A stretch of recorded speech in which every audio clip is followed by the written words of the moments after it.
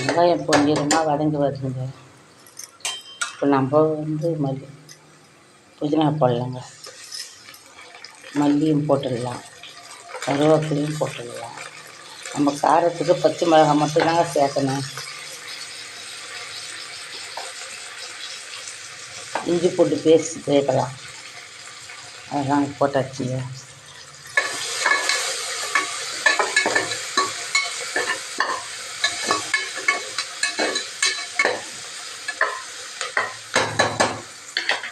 இதை போடு பச்சை பட்டாணி சேர்த்துடலாங்க.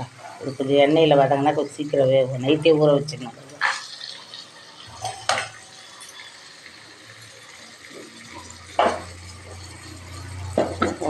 தேவைப்பட்ட உப்பு, ஒரு கிளாஸ் அரிசிக்கு இவ்வளோ உப்பு போதுங்க.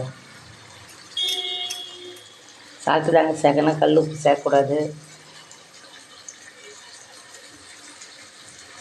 அதுக்கப்புறம் இந்த உருளைக்கிழங்கு போட்டுமானா நம்ம தண்ணி ஊற்றிட்டு இந்த ஒரு கிளாஸ் அரிசிக்கு ஒரு கிளாஸ் தண்ணி தாங்க. 1.5 கிளாஸ் இருக்குன்னா நான் 1/2 கிளாஸ் பால் ஊற்ற போகிறேன்.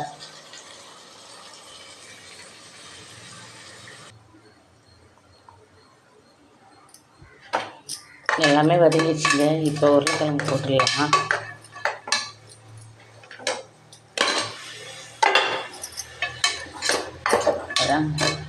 அப்படி கொஞ்சம் சிம்மிலே வச்சு மூடி வச்சோம்னா இந்த பிளேட்டை போட்டு மூடிடலாம்.